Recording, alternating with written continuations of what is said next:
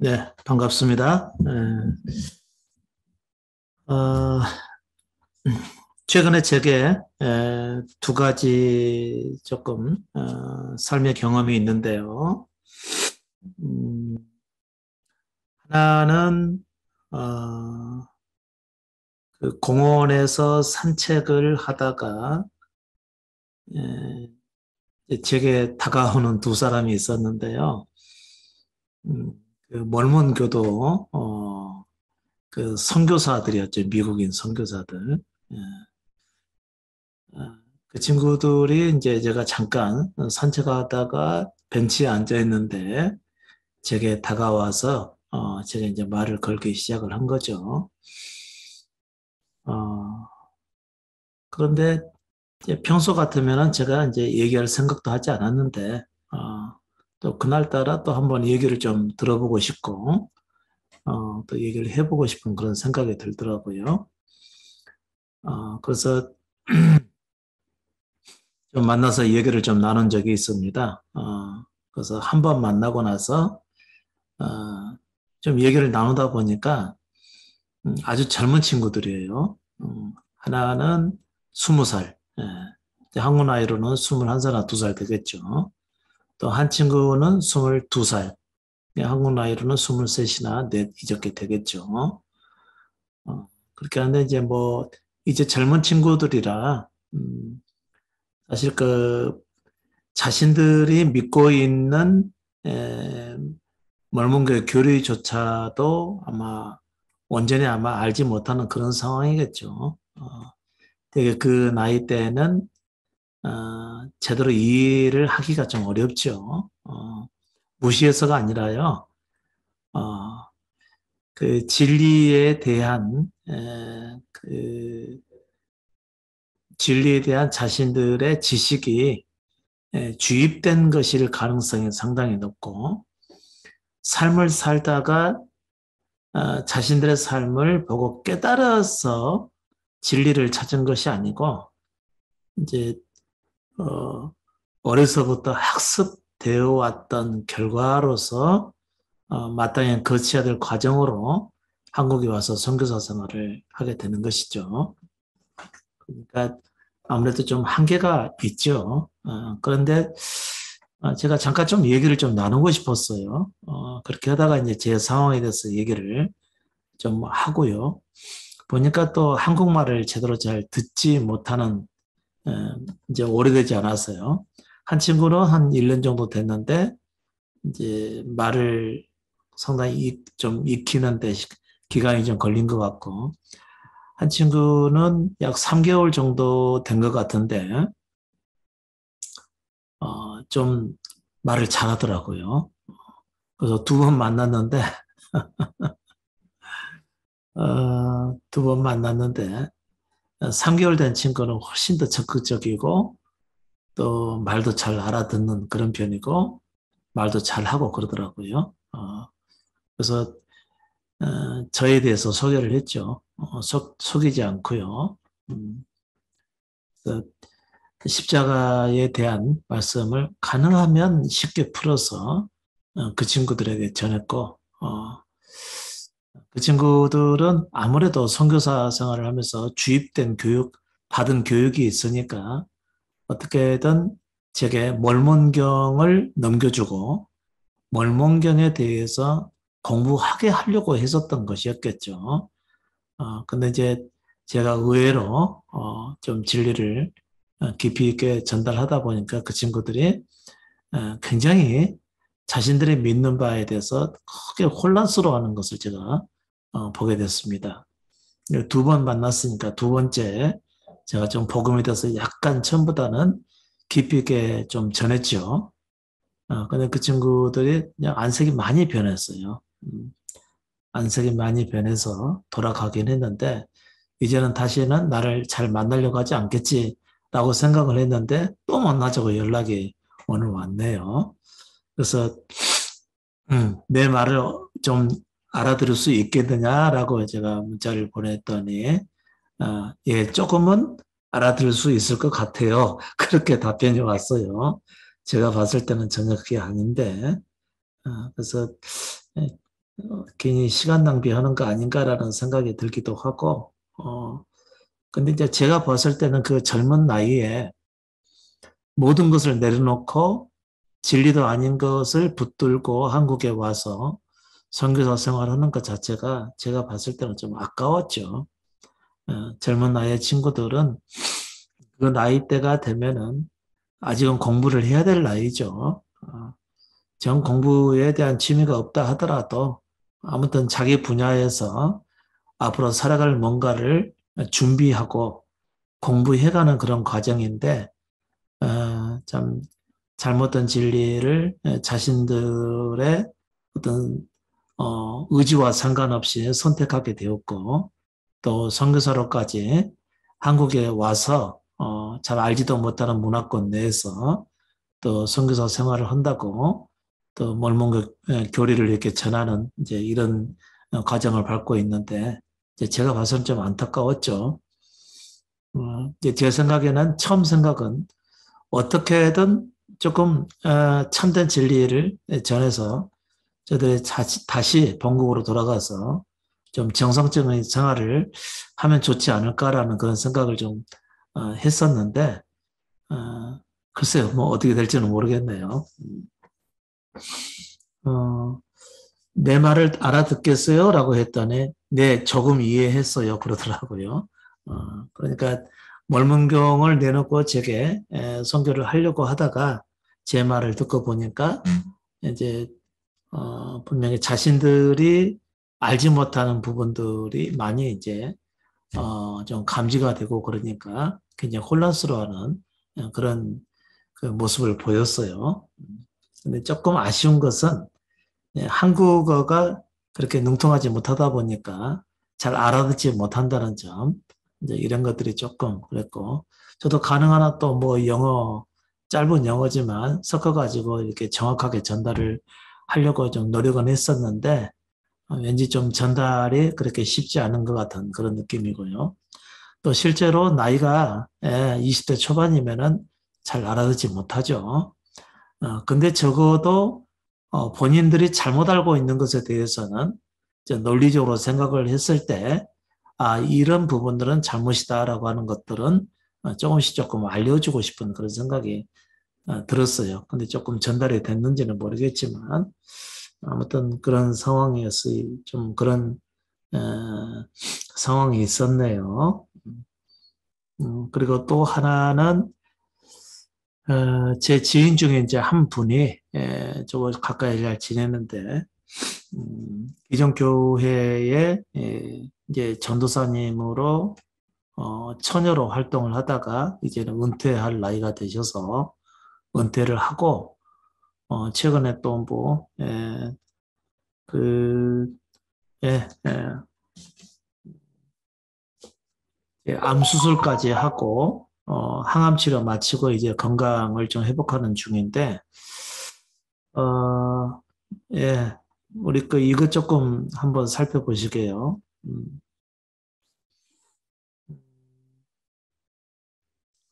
그분에게는 우리 그 복음을 전달할 기회가 조금 있어서 여러 번 얘기를 했는데 제가 결국에는 전달이 안 된다는 이제 그런 판단이 서서 더 이상 얘기는 하지 않았네요. 근데 이제 여자 전도사님으로 은퇴를 하신 분인데 어떤 생각을 가지고 계시고 있냐면요. 어, 잠깐 제가 칠판을 이용을 하겠습니다. 음, 행위 중심이죠. 본인들은 이제 믿음인데 행위 중심으로 되어 있죠.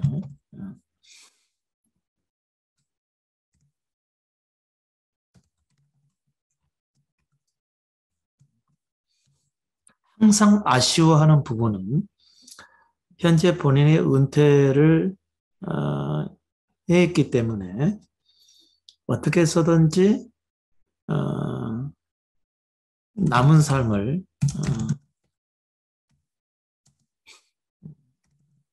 하나님의 뜻에 따르는 삶으로 살려 하겠죠.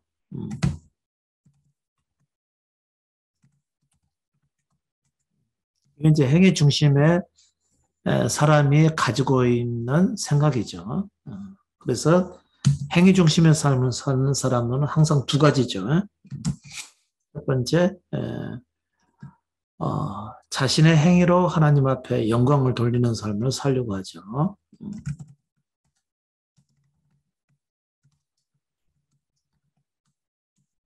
두 번째,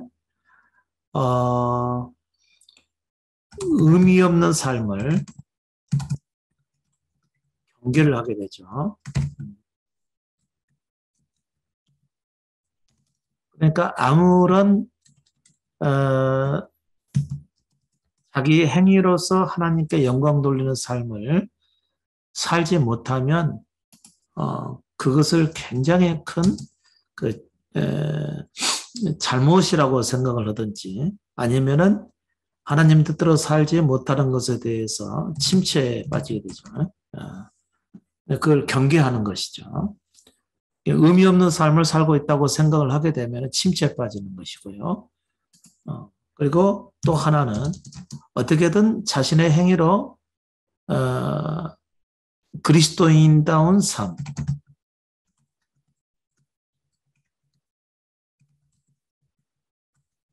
살려 하고요. 그 다음에 그리스도인이라고 하는 것을 자부할 수 있는 의미 있는 삶, 의미 있는 삶에 헌신을 하려고 그러죠. 그러니까 이렇게 살지 않으면 침체가 되는 것이죠. 이 두 가지는 모두 같은 거죠. 이것을 이제 선이라고 한다면, 이것은 악이 되겠죠. 자신이 생각하는. 현재 여러분도 여기에 빠질 가능성이 상당히 높죠. 왜냐하면 자신의 행위를 중심으로 하나님과의 관계를 생각하게 되기 때문에 그렇죠. 행위 중심으로 하나님과의 관계를 맺으려 한다는 거죠. 그래서 자신의 행위를 살피는 거죠. 그래서 이런 삶을 가리켜서 우리는 율법적 삶이라고 얘기를 하죠. 자신의 행위의 의미를 갖는다는 거죠.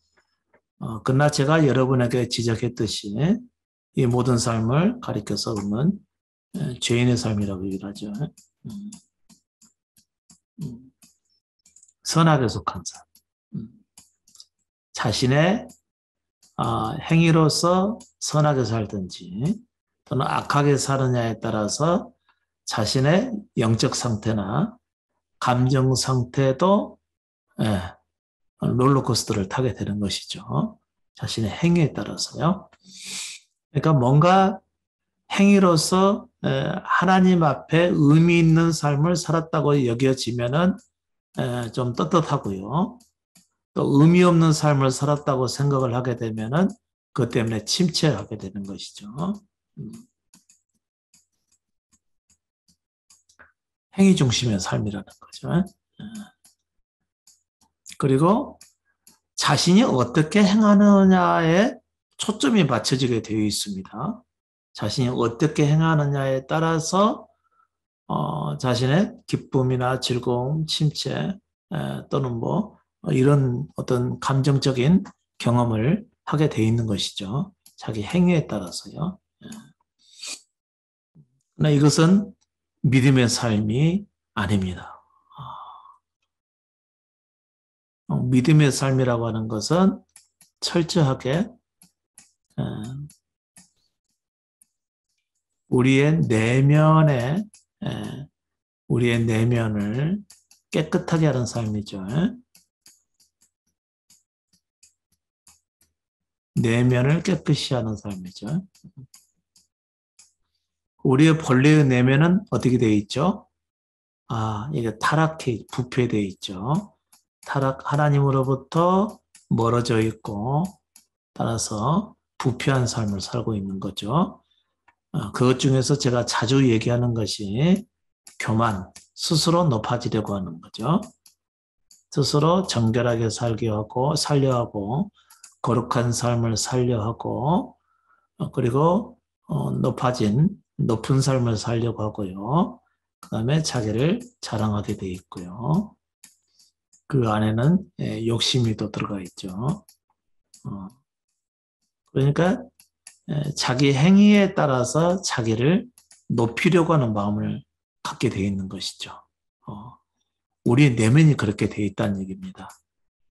그런 삶을 깨끗이 하는 게 이제 우리의 믿음의 삶이라고 얘기를 하는 것이죠. 자, 이스라엘 백성들이 예수 그리스도께서 특히 그들의 유대인 중에서 바리새인에게 이런 얘기를 했지 않습니까? 너희는 겉의 행위를 깨끗하게 하려고 하지만 너희 마음은 심히 부패했다고 얘기를 하잖아요. 탐욕과 방탕이 가득하다라고 했습니다.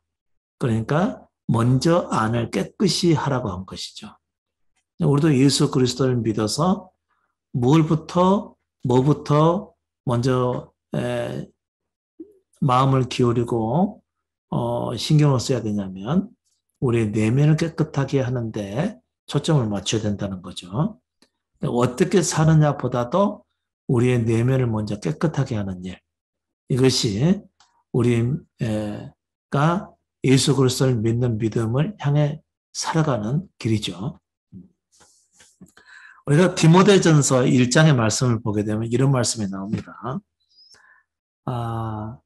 내가 마게도냐로 갈 때에 바울이 디모데에게 한 얘기입니다. 내가 마게도냐로 갈 때에 디모데 너를 권하여 에베소에 머물라고 한 것은 어떤 사람들을 명하여 다른 교훈을 가르치지 말며 그랬습니다. 이건 잠깐 지울게요.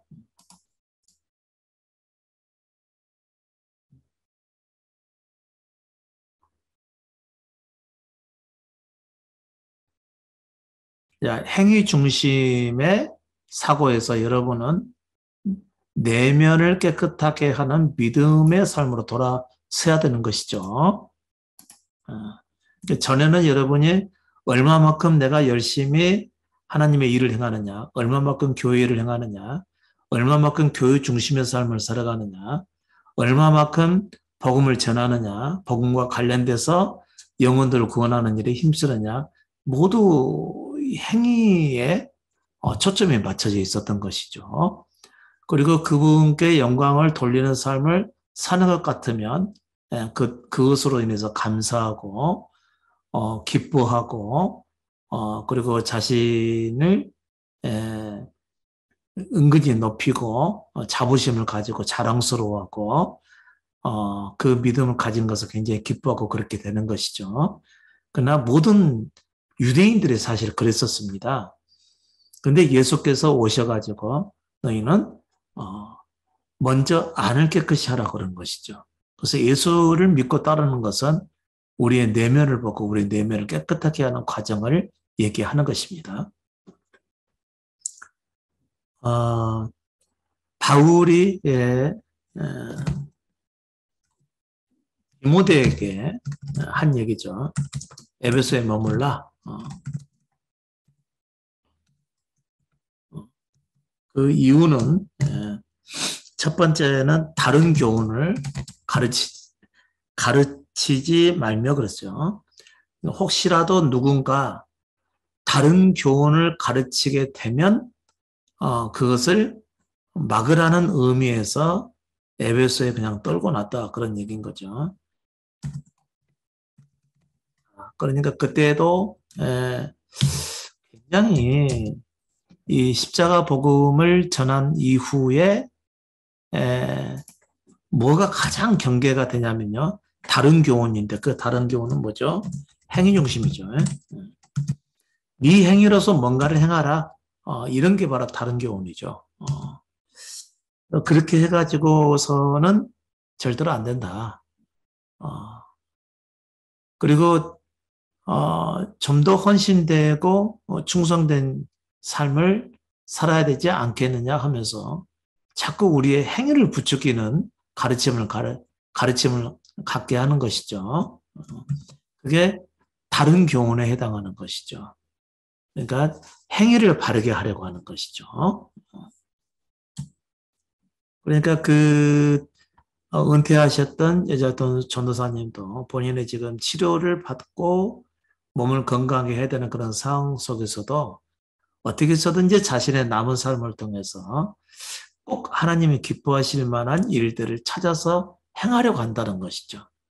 그렇지 않으면은 본인의 침체가 되는 거죠. 아주 우울증에 걸리는 거죠. 그러니까 하나님이 기뻐하실 만한 행위를 했으면 그것으로 기뻐하는 것이고요. 그렇지 않으면은 몸이 침체가 들어가는 것이죠. 삶의 의미를 막 잃어가게 되는 거고요. 그렇죠. 그것이 행위 중심의 삶인데, 그것은 믿음이 아니라는 것이 얘기죠. 어, 자, 다른 경우는 뭐냐면 행위 중심의 삶을 살려 하는 사람들이 그것을 가르치는 것이죠. 그래서 경건하게 살라, 죄 없는 삶을 살라, 거룩한 삶에 힘쓰라, 계속해서 행위 중심으로 바꿔가는 거죠. 바울은 디모예라고 써놨네요. 디모데. 그런데 바울은 예수님과 같이 동일하게 우리의 내면을 먼저 깨끗하게 하는 그런 복음의 실질적인 내용을 가르치고 났었는데, 혹시라도 누군가가 와서 다른 교훈을 가르치고 그래서 행위 중심으로 바꿔버릴까 봐 그것을 경계하게 했다는 것이죠.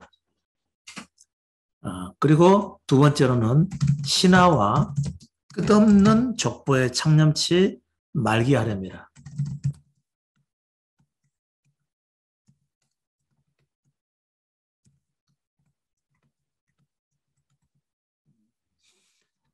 지금도 그렇지만 당시에도 꼭 그런 사람들이 있죠. 자, 신화는 뭐죠? 신화. 신화는 신기한 일, 기적 같은 일, 우리가 쉽게 이해할 수 없는 능력과 관련된 일, 아주 신령한 일, 이런 것들을 다 신화라고 얘기를 하는 것이죠. 그러니까 제가 몰몬교 선교사들하고 얘기를 할 때도 그 몰몬교 그 창시자가 조셉 스미스 아닙니까? 조셉 스미스가 1800년도에 일반 미국 교회를 다니다가 너무나 형식적인 예배, 그리고 가식적인 모습에 나중에 마음이 상해서 지치게 되는 거죠. 그리고 홀로 기도하게 됩니다. 어디가 진정한 교회입니까? 그 교회를 다니고 싶습니다. 그렇게 놓고 기도하는데 자기 내면에 어떤 음성을 듣게 되는 거죠. 현재의 미국에 있는 교회 중에서는 네가 원하는 교회가 없다. 그런 이제 그 말을 듣고 어느 한 곳에 가서 머무르는데 거기서 뭐 어떤 책을 발견하게 되죠. 그러고 나서 본인이 참된 뭐 기독교에 대한 어떤 계시를 받는다고 지금 얘기를 하죠. 그런 것을 가지고 신화라고 얘기를 하는 거죠. 그 신화를 경험한 조셉 스미스의 일을 계속해서 그 후대 사람들이 지금도 막 전하고 있는 것이죠. 그래서 제가 그랬죠. 조셉 스미스는 1800년도 미국에 하나님의 계시를 받아서 메시지를 전했다라고 한다면 나는 지금 예수 그리스도를 새롭게 믿고 내 안에서 말씀하시는 그분의 말씀을 나는 매일 기록해서 사람들에게 전달하고 있다. 그러면 과연 그 시대에 주신 하나님의 메시지를 전하는 것이 맞느냐? 지금 시대에 주신 하나님의 메시지를 듣는 게 맞느냐라고 제가 한번 판단을 해보라고 제가 그렇게 얘기를 했습니다. 아무튼 그런 것을 오늘 신화라고 얘기를 하는 것이죠. 우리는 사람들은 계속해서 신기한 일, 뭐 어떤 능력이 있는 일, 큰 업적들, 큰 공로들, 뭐 이런 것들을 과연 하나님과 관련된 일이라고 생각을 해서 굉장히 크게 부각시켜서 말을 하게 되거든요. 또 그것하고요. 또 하나는 끝없는 족보에 대한 부분이죠. 출신을 얘기하는 거죠. 어떤 가문, 출신. 여러분들도 뭐 내가 뭐 어느 교회 출신이냐라고 하는 것을 자꾸 얘기를 하잖아요. 큰 교회라고 한다면. 또 모든 사람들이 인정받을 만한 어떤 단체에 있었던 적이 있다고 한다면은, 그 단체를 소개하면서 자신도 은근히 거기에 버금가는 참된 믿음을 가졌다라고 하는 것을 자랑하려고 하는 그런 성향이 있죠. 또 뭐 전에 뭐 여의도 뭐 순복음교회 출신, 또 아니면 뭐 온누리교회 출신, 또 뭐 영락교회 출신, 또 뭐냐, 뭐 큰 교회에 유명한 목사님들이 목회하는 나는 그런 교회 출신이다라고 얘기를 하면서 그 목사님을 얘기하고, 그 다음에 그 교회에서 있었던 일을 얘기하고, 실제로 자기와 관련되지 않은 얘기들 아닙니까? 우리의 참된 믿음은, 뭐죠? 우리의 내면이 지금 어떻게 생겼느냐? 우리의 내면이 어떻게 바뀌어가느냐? 우리의 내면이 얼마만큼, 아, 그, 죄 가운데 있는데 그 죄를 발견해 가고, 그리고 자신의 내면을 깨끗하게 해 가고 있는지, 뭐 이런 것을 가지고 얘기하는 것이 중요한 건데, 자꾸 그런 출신 얘기, 그 다음에 어떤 신기한 일에 관련된 거, 그리고 자기가 아닌 어떤 그 다른 사람에 관한 얘기죠. 그러니까 뭐 어떤 그 사람에 대한 얘기를 하는 것이죠. 특히 오늘날 우리 이제 목회자들에 대한 얘기를 많이 하지 않습니까? 음, 자기 교회의 목회자에 대한 얘기를 많이 하는 거죠. 마치 그 목회자를 얘기하는 것이 본인도 그와 동등한 믿음의 소유자라고 하는 것을 우회적으로 얘기하려고 하는 것이겠죠. 어, 결국은 자랑하려고 하는 것이죠. 무슨 얘기죠? 이거 다 다른 교훈이라고 하는 거죠, 이게.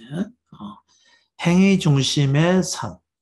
내가 무슨 일을 어떻게 했고, 무슨 일을 어떻게 하는데 내가 동참을 했었고, 이런 결과가 있었고, 자꾸 행위 중심의 것을 얘기를 하는 것이죠. 그 다음에 내가 어떤 훈련을 받았었고, 어떤 선교 활동을 했었고, 그 결과가 어떠했었고, 그래서 자기 행위를 얘기하고, 그 다음에 신화, 신기한 일이 있었으면, 뭐, 제가 이제 듣기로는, 보통의, 보통 사람들도 경험할 수 있는 하나님의 은혜. 그런데 이제, 행위 중심의 사람들은 그런 하나님의 은혜를 아주 특별한 은혜를 경험한 것처럼 얘기를 하거든요. 굉장히 신기하게 얘기를 하는 것이죠. 아주 작은 어떤 그 은혜를 경험했어도 마치 큰, 다른 사람은 절대로 넘나볼 수도 없고 경험할 수도 없는 은혜를 본인만이 경험한 것처럼 그렇게 얘기를 하는 것이죠. 내가 큰 은혜를 받았다고. 그 사실 누구나 받는 그런 은혜인데도요. 누구나 받는 은혜라고 하니까 여러분 조금 의문이 생길 수도 있는 문제인데요. 사실 우리는 하나님의 크고 엄청난 은혜 가운데 살고 있음에도 불구하고 그게 하나님의 은혜인지 모르고 살아가는 경우가 거의 대부분입니다. 근데 이제 어떤 특별한 경우에 하나님의 은혜를 딱 경험하게 되면 본인만의 크게 어떤 은혜를 경험한 것처럼 얘기를 하는데 그걸 자꾸 신화에 비견돼서 얘기를 그 비교해서 자꾸 얘기를 하게 되는 것이죠. 그 다음에 끝없는 족보, 자신의 출신, 자신과 직접 상관이 없는 일에 조금이라도 관련이 있으면 그것을 자신의 자랑으로 삼는 그런 성향이 사람 속에 있죠. 그래서 바울이 디모데를 에베소에 머물라고 한 것은 바로 그런 것을 문제 삼아서 얘기하는 사람들이 교회 안에서 활개치지 못하도록 하기 위해서였던 것입니다. 그 다음에 이제 그 다음 절을 보면 이런 얘기가 나와요. 이런 것들은 다른 교훈을 행위 중심의 말씀을 가르치거나 행위 중심의 뭐 삶을 살도록 주장을 하는 사람들, 그다음에 뭐 신기한 일이나 능력이나 기도응답이나 뭐 영적인 뭐 환상이나 뭐 여러 가지 일들, 그런 것들과 관련된 이야기. 그다음에 어떤 뭐 그 사람을 자랑할 만한 그런 얘기들, 그런 사람들과 자신을 관련지어서 자신도 그와 어떤 그 동일한 선상에 있는 사람으로 자랑하려고 하는 이런 얘기들이 교회 안에서 나타나지 못하게 하라, 이런 얘기겠죠.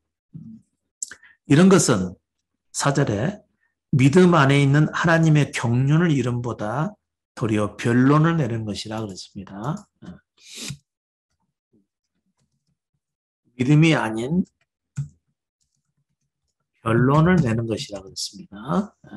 말싸움에 끌고 들어가게 된 일이란 얘기죠. 자, 경계의 목적은 그랬어요. 이게 굉장히 중요하죠. 경계의 목적은, 이런 사람들을 경계해야 될 그 목적은 뭐냐면 청결한 마음, 그 다음에 선한 양심, 거짓 없는 믿음에서 나는 사랑이라고 그랬습니다.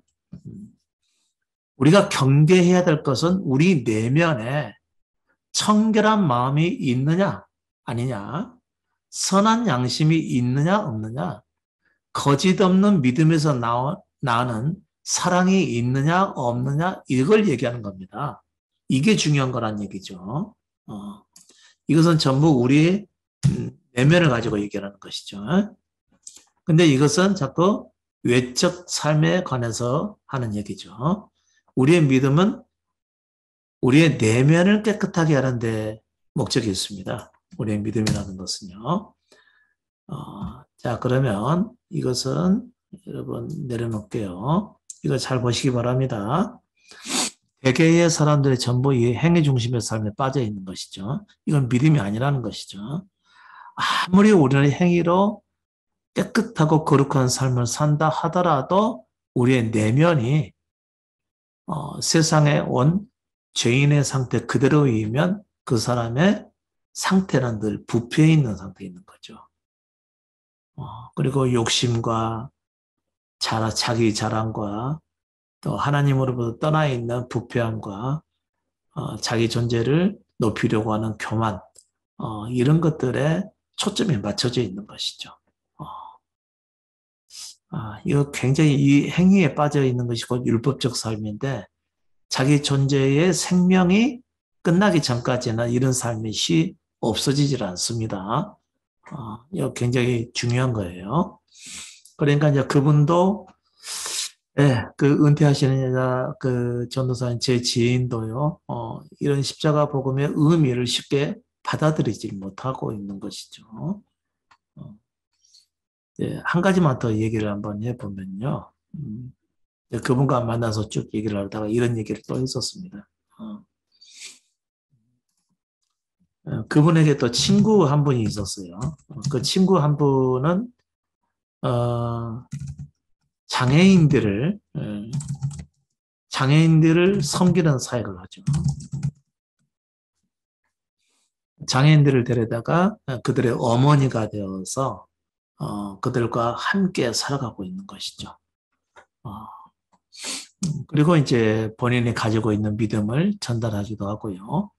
그래서 정말 이제 일반적으로 봤을 때는 귀한 사역이 되겠죠. 근데 이제 나이가 60이 넘어서 본인이 병을 얻게 되다 보니까 장애인들을 섬기는 것 자체가 굉장히 부담스러워지게 된 거죠. 힘들고 이제 귀찮아지고 자기 몸 자체도 가누기가 어려우니까.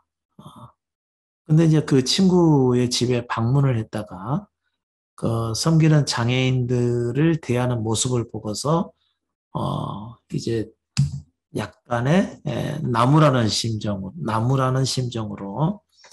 그래도 아이들을 하나님께서 네게 맡기셨는데 네가 그렇게 하면 되겠느냐라고 이게 타이르듯이 얘기를 하면서 이 사역을 그래도 소중하게 계속해서 초심으로 돌아가서 이어가기를 바란다라고 하는 이제 그런 얘기를 하게 되죠. 그게 뭐죠? 행위를 바르게 하라는 것이죠.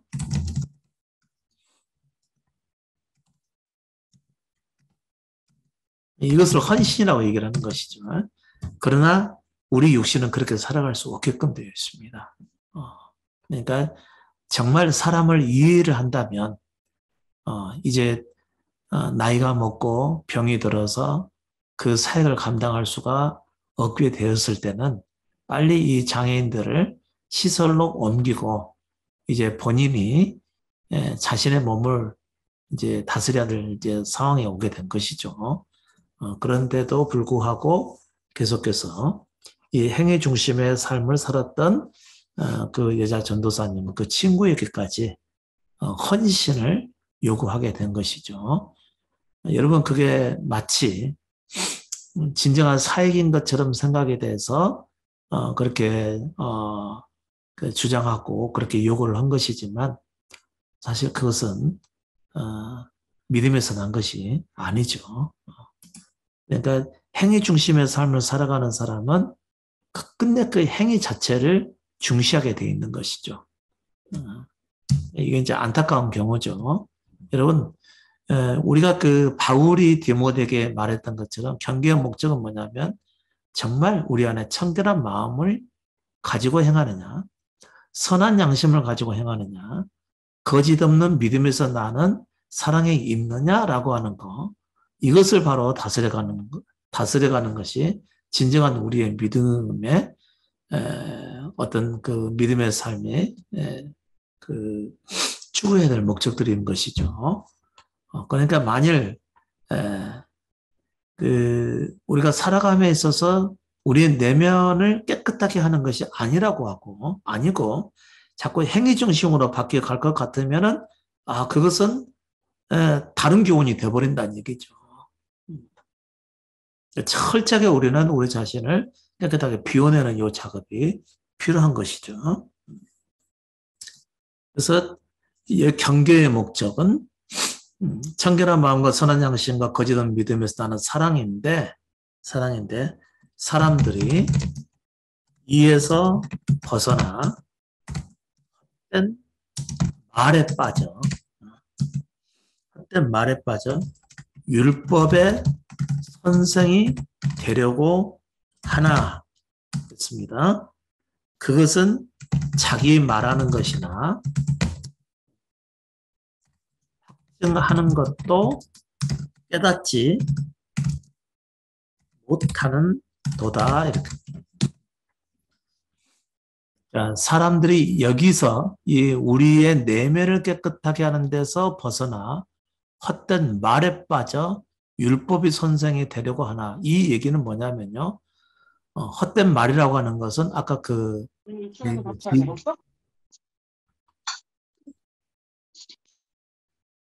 음소 거친 잠깐 해드리고요. 다시 돌아가겠습니다. 예,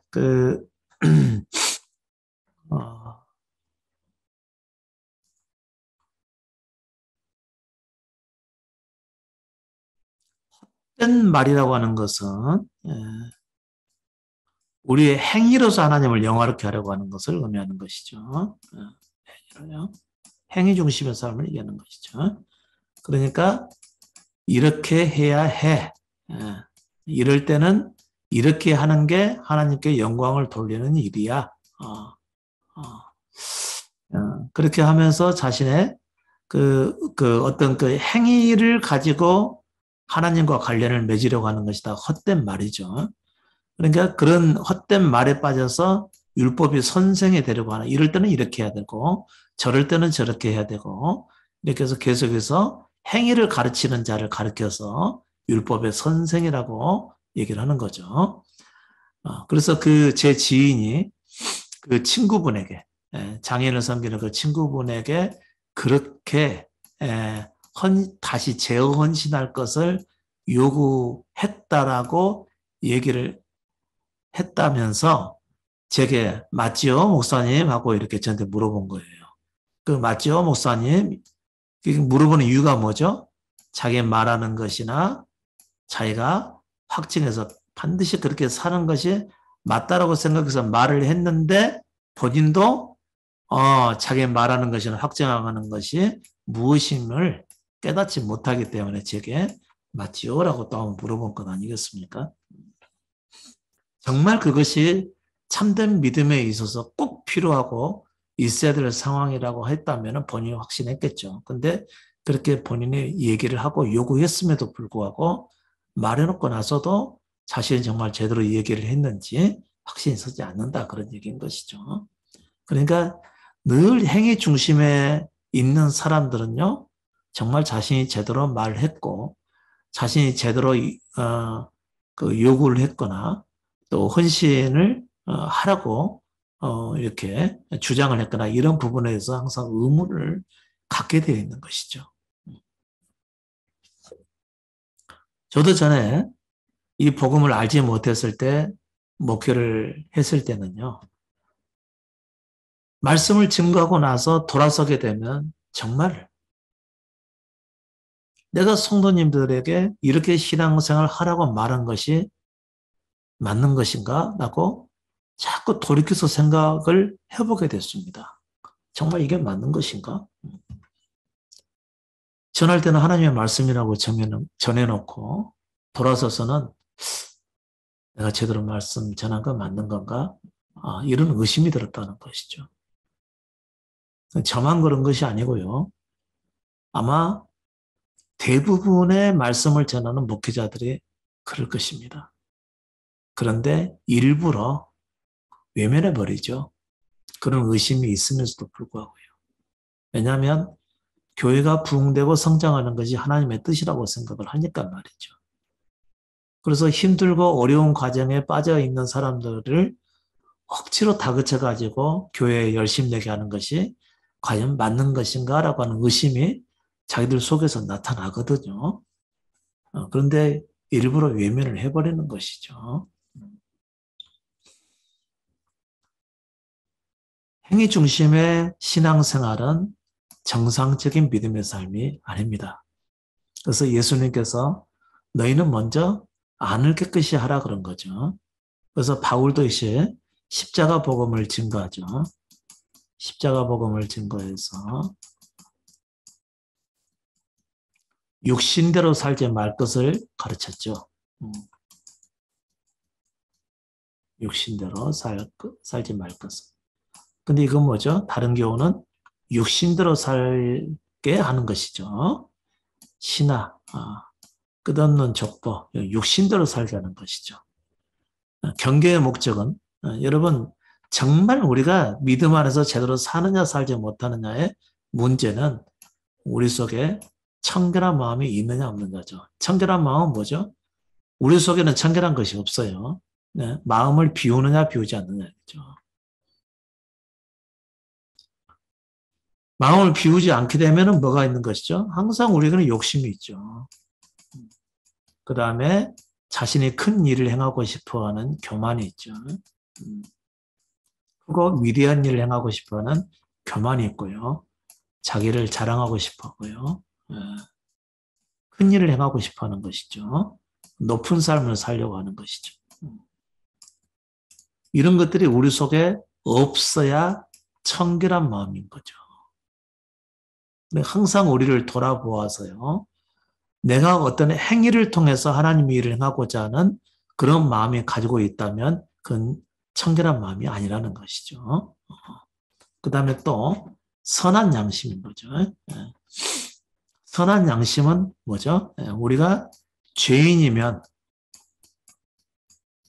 죄인이라는 사실을 인정하는 게 필요합니다. 이게 선한 양심이에요. 우리는 본래 우리의 마음이 부패해 있어요. 부패했기 때문에 이와 같은 욕심과 교만들이 그리고 자기를 자랑하려고 하는 면들이 항상 있기 마련이죠. 그러면 선한 양심은 이게 있다라고 하는 것을 인정을 하는 것입니다. 그게 선한 양심인 것이죠. 우리는 본래 세상에 죄인으로 탄생을 하게 되죠. 우리 자기 자신을 위해서 살게 되는 거죠. 이기심을 가지고 살게 되는 거죠. 그 선한 양심은 그것을 인정을 하는 것입니다. 아, 내게 이런 면이 있었구나. 내게 이런 교만이 있었구나.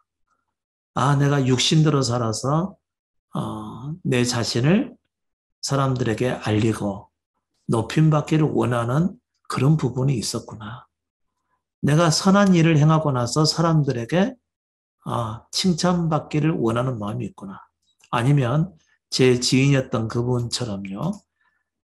자신이 다른 사람을 조용히 찾아가서 그 사람을 도와주고 그리고 아무에게도 알리지 않는 그런 삶을 통해서 하나님께 영광 돌리려고 했던 그런 마음. 이런 것들은 바로 선한 양심이 아니라는 것이죠. 행위를 통해서 하나님께 영광 돌리려고 하는 것이거든요. 사람들에게 알리든지 알리지 않든지 그것도 역시 자기중심적인 삶입니다. 우리는 자기가 선한 일을 행하고 다른 사람에게 알리는 것을 악한 것으로 생각을 하고 있고요. 다른 사람 모르게 선한 일을 행하는 것을 잘한 일이라고 생각을 하고 있거든요. 그래서 굉장히 자신이 정말 하나님 뜻대로 살았다라고 자기를 자부하게 되는데 그것은 죄인에게서 나오는 일입니다. 죄인이 자신이 정말 선하게 제대로 하나님 뜻대로 살았다라고 하는 것을 통해서 자기를 높이기를 원한다는 것이죠. 자기도 모르는 사이에 자기를 높여버려요. 마치 하나님의 사람은 이런 식으로 나같이 살아야 돼 라고 자기를 여기는 것이죠. 벌써 그는 이미 교만해 있는 것이죠.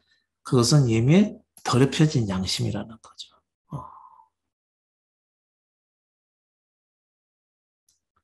경계의 목적은 바로 그거예요. 우리가 육신대로 살아서 육신의 영광을 구하고 있는지 아니면 죄인의 모습 그대로를 인정을 해서 선한 일을 행하되 긍휼을 구하는 심정으로 행하게 되는지.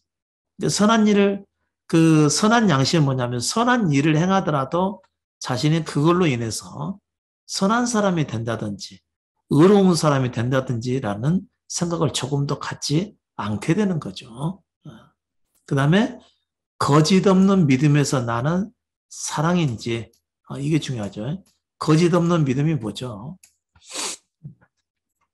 우리의 그 믿음은 여러분 믿음을 뭐라고 그러죠? 예수 그리스도를 따라가는 믿음이잖아요. 그러면 우리의 믿음에 대한 그 믿음이라고 하는 것은 자기로 살지 않고 예수로 살아가는 거거든요. 자기로 살지 않고 예수로 살아가는 것이 믿음이죠. 그러면 거짓 없는 믿음이라고 하는 것은 정말 순수한 마음을 가지고 예수로 살기 위해서 자기에게 속한 모든 것을 다 내려놓는 것을 의미하는 것이죠.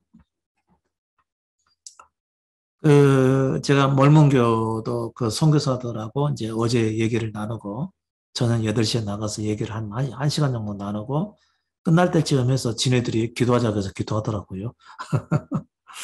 그래서 한 해가 대표 기도하더라고요.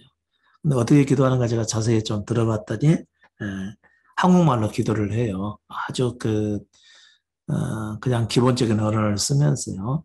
그래서 마칠 때 되니까 걔네들도 예수님의 이름으로 기도합니다. 그렇게 얘기를 하더라고요. 자, 예수님의 이름으로 기도하는 거.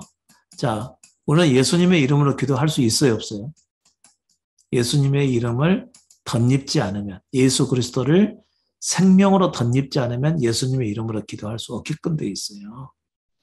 그리고 예수님의 이름으로 기도했습니다를 붙였다고 해서 예수님의 이름으로 기도한 것은 아니죠. 본인이 이미 자기를 내려놓고 예수로 살아야지만이 그랬을 때 나오는 기도가 예수님의 이름으로 드려지는 기도가 되겠죠.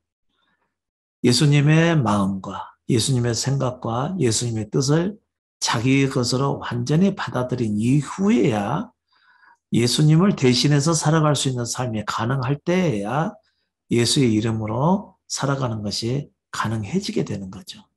그런데 그 친구들은 예수 이름으로 기도합니다라고 얘기를 했죠. 그게 뭐죠? 그게 곧 거짓 가운데 있는 믿음에서 나는 것이죠. 거짓된 믿음에서 나는 것이라는 거죠. 네. 거짓된 믿음. 그런 게 있는지 없는지 그런 것을 경계하는 것이 참된 믿음의 문제라는 것이죠.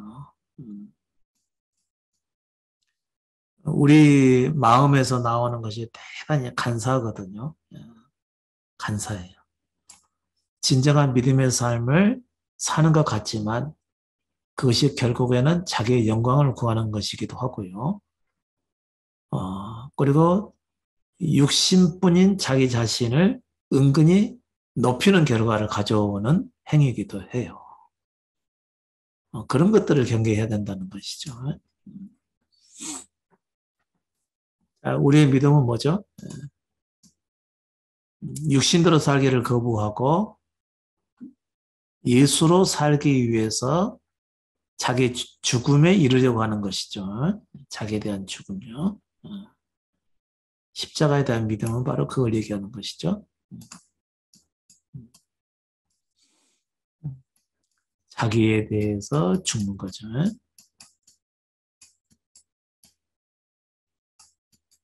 자기에 대한 죽음. 그리고 오직 예수께서 이끄시는 삶을 살아가는 것이 믿음이죠.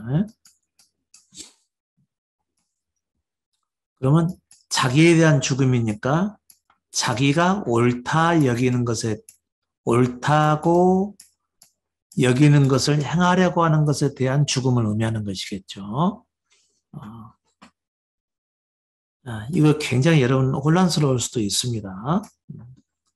자, 우리의 믿음은 뭐냐면요.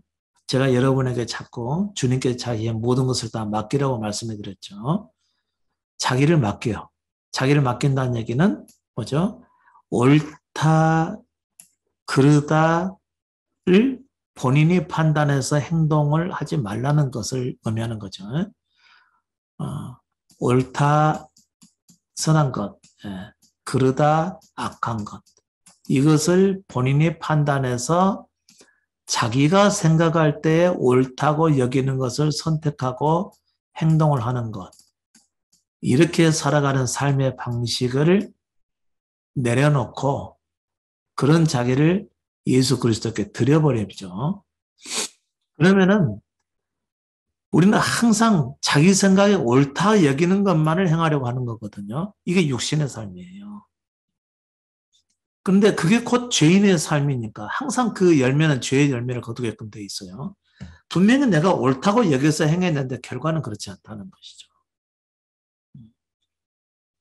아마 제 지인의 그 여자 전도사님이 자신의 친구한테 아마 그 장애인들을 계속해서 거두어 달라고 아마 얘기를 했을 때 그 친구분은 제 생각에는 굉장히 불쾌하게 받았을 수도 있습니다. 그러니까 본인은 자기 생각에 옳다고 여기는 것을 말했는데 그 친구분은 굉장히 불쾌하게 받을 수가 있다고 하는 것이죠. 되게 우리는 자기 생각에 옳다고 여기서 행하게 되면 다른 사람도 옳다고 여길 거라고 생각을 하시는데 그렇지 않습니다. 내가 생각할 때 선하게 생각하는 것이 다른 사람에게도 선하냐? 절대 그렇지 않다는 거죠. 내가 옳다라고 주장해서 행하려고 하는 것이 다른 사람에게도 똑같이 옳거나 선한 것이 될 수가 없다라고 하는 것이죠. 그럴 때마다 우리는 항상 의문을 품게 되죠. 과연 뭐가 옳은 것인가? 그렇게 자문을 많이 하게 되죠. 근데 우리 속에는 옳은 것이 없다니까. 절대적으로 옳은 것이. 자기 존재를 오직 예수께 드려서 그분이 나로 행하게 하시는 것만이 옳은 일입니다. 그분이 나로 행하게 하시는 일. 그러니까 자신도 모르게 예수 중심으로 살았는데 그분이 나로 그냥 나의 의지와 상관없이 행하게 하신 일. 그게 곧 예수께서 행하게 하신 일이라는 것이죠. 근데 지금은 그런 일들이 많이 안 나타나죠, 여러분에게. 그분이 생명으로 좀 좌정하여 계시지 않기 때문에 그런 겁니다. 그래도 삶의 방식은 그렇게 되어야 되겠죠. 자기를 오직 예수께 헌신하고 드렸다는 것으로 예수님의 행하심이 꼭 나타나는 것은 아닙니다. 여러분이 십자가에서 완전히 죽기 전이라고 한다면 여러분 안에서 행하시는 예수 그리스도께서는 바로 여러분 속의 마음을 정결하게 하시는 일들을 하게 됩니다. 얼마만큼 자신의 그 죄된 삶을 보게 하고 또 자기가 옳다고 여겨서 행했던 것이 그것도 결국은 죄에 해당하는 것들을 깨닫게 하시는 것이죠. 그래서 우리의 내면을 보게 만들고 육신에 속한 삶을 살지 못하게 하는 것이 그분의 인도하심인 겁니다. 그러고 나서 여러분이 십자가에 죽은 이후에 그분이 실제로 생명이 되시면 예수께서 행하셨던 일과 동일한 일을 그때는 행할 수가 있게 되겠죠. 그러니까 가장 지금 여러분에게서 중요한 것은 우리의 마음을 깨끗하게 만들어가는 것이죠. 스스로 행하려고 하지 마시라는 것이죠. 교회 안에 행위 중심으로 행하려고 하는 사람이 있는지 자신의 마음을 그리스도께 드려서 오직 그리스도의 다스림을 받는지 이것을 분별해내는 것이 굉장히 필요했기 때문에 바울은 디모데에게 에베소에 머물러라고 얘기를 했었다는 것이죠. 그만큼 중요한 문제라는 거죠. 교회 안에서요. 바울은 에베소 교회에서 십자가 복음, 십자가 있는 복음을 증거했기 때문에 얼마만큼 그들에게 자세하게 알려줬겠습니까? 여러 날 매일매일 그들에게 이 진정한 복음의 진수를 가르쳐서 육신에 속한 삶을 살지 않게 하고 오직 그리스도에 의한 심령을 깨끗하게 만들어가는 그리스도를 따라가는 그 복음의 삶을 살게 했었을까요? 근데 에베소 교회를 떠나면서도 디모데를 남겨놓은 이유는 혹시라도 그들이 복음을 받아들이긴 했었지만 다른 교훈에 빠지지 않도록 경계하기 위해서 디모데를 남겨두었다. 그런 얘기인 거죠.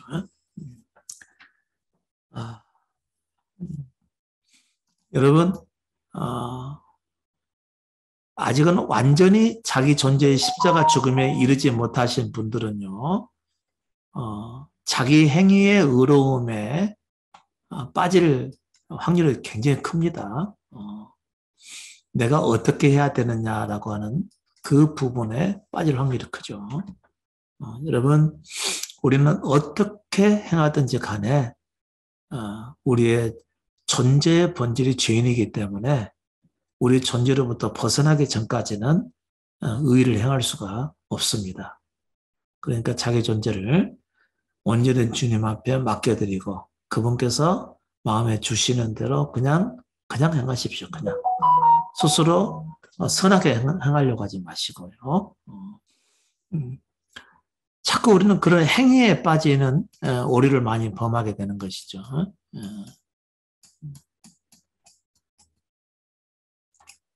그러나 우리는 먼저 우리 내면을 다스려가는 것이죠. 내면을 깨끗하게 하는 일. 자기 존재를 그리스도께 온전히 드리는 헌신.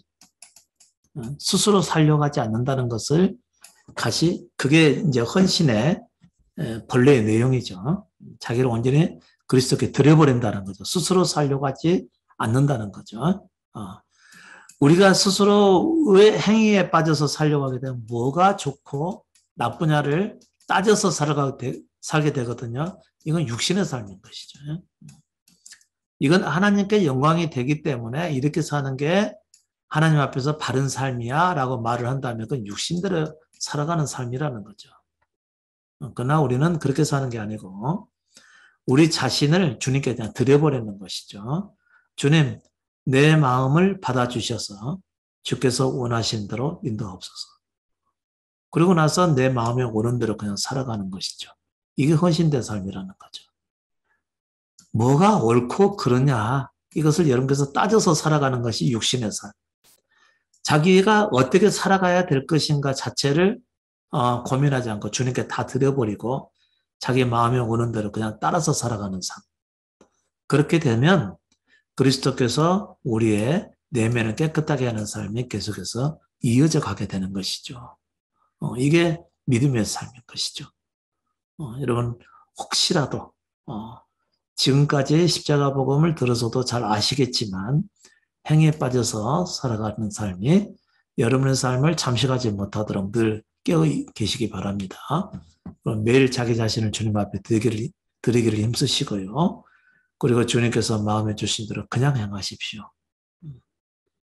혹시 그 결과가 좋든지 나쁘든지 상관하지 마시고 내 마음에 오는 것이면 해보십시오.